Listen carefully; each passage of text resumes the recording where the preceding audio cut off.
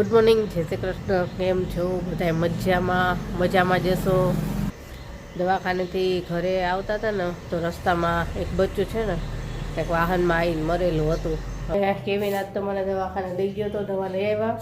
પછી 3 દિવસની દવા આપી છે અને પછી એની છે ને આજે વાસણ ધોયા અને બધે સાફ કરીને પોતું કરી નાખ્યું. જો આવું લીલું લસણ નાખ્યું છે આજે વધારે.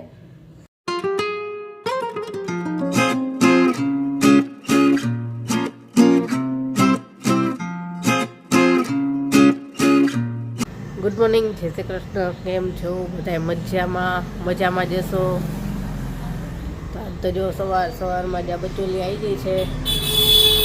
છોકરા ગયા સ્કૂલે અને બસ હવે ચા નાસ્તો બાકી છે. તો ચા નાસ્તો કરીને આજે જો કેળા કેવડા થયા. રોજ લૂમ એક બહાર આવતી જાય છે.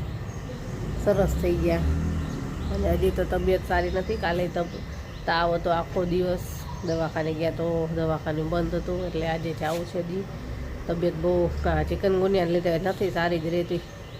તો બસ ચા નાસ્તો કરી. હાલો, આ બચોલી આવી છે. કાલનું છે ને એક જ બચ્ચું આવે છે. હવે એક ખબર નથી ક્યાં ગયું. અને દવાખાનેથી ઘરે આવતા હતા ને તો રસ્તામાં એક બચ્ચું છે ને એક વાહનમાં આવીને મરેલું હતું. હવે ખબર નહીં એ જ બચ્ચું હોય કે બીજું હોય, પણ કાલનું આ બીજું બચ્ચું હતું ને એક નાનું હતું એ આવ્યું નથી. અને રોડ ઉપર જોયું તું પડેલું. અત્યારનું હજુ કાલ સાંજે એકલું જાય તો ને અત્યારે એકલું જ આવ્યું. હાલો, ચા નાસ્તો કરી લઈ પછી બીજું કામ. આજ તો કેવીન કરે છે. એને એક દિવસ પેપર હોય અને એક દિવસ રજા હોય રીડિંગ માટે. એટલે કાલ એક્ઝામ હતી તો આજ રજા છે. તો કાલ પાછી હશે તો તેને મૂકી આવ્યો ને હવે કરવી ચા નાસ્તો. જો આ એક જ આવ્યું છે, મોટું છે ને. ચબુ એ ચબુ નાનું નથી આવતું કાલનું. કેળા હજી 2-3 લોમ નીકળશે એવું લાગે છે. તો આમાં જો ફૂલ કેવા સરસ આવ્યા છે, ડાર્ક આવ્યા છે. આ એકદમ ડાર્ક છે. જો કેટલાય નીચે ખરી ગયા છે. હાલો, ચા નાસ્તો બનાવું પછી ચા નાસ્તો કરી લઈ પછી બીજું કામ. કાલ તો તાવ આવ્યો તો વિડીયો એડિટિંગ નહોતો કર્યો તો એ મારે બાકી છે. જો આ દરવાજો બંધ આપણે નકર બચ્ચું અંદર આવી જાય. ચાલો, ચા નાસ્તો તૈયાર છે. જો ચા, પરાઠા, દૂધ. આ બચોલી આવી ગઈ. જો એને રોટલી ખાઈ લીધી તો આવી. હાલો હું કેવીને ચા નાસ્તો કરશું આજ તો.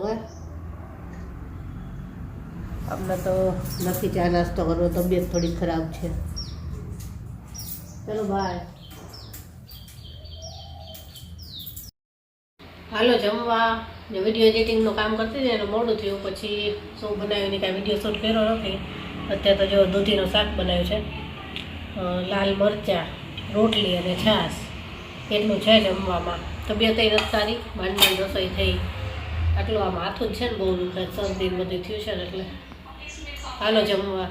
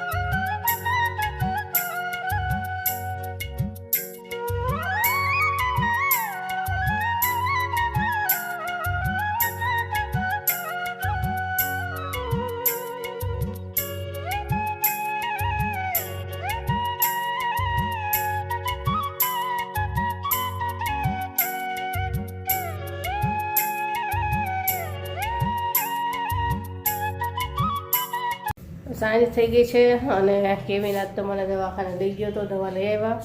પાછી 3 દિવસની દવા આપી છે અને ચિકનગુનિયા માટે એમ કીધું કે અત્યારે પહેલાં આ તાવ ઉતરે ને એની દવા લઈ લ્યો 3 દિવસની, સારું થઈ જાય ને પછી હું કે 10 દિવસની દવા આપું અને એ દવા કે 1 મહિનો ચલાવવાની, 3-4 દિવસ થાય ને એટલે એક જ વાર પીવાની એવી દવા આવે છે ને એનાથી કે તમને સારું થઈ જશે. ત્યાં અત્યારે દવા લઈને અહીં બપોરે છે ને જમી નથી, થોડુંક જ જમી છું, એટલો તાવ ચડ્યો હતો તો કેવીને છે ને મને હાથ પકડીને સુવાડી દીધી કે સુઈ જ જા, કાંઈ કામ નથી કરવું તારે, અને મને છે ને ઓઢાડીને સુવાડી દીધી.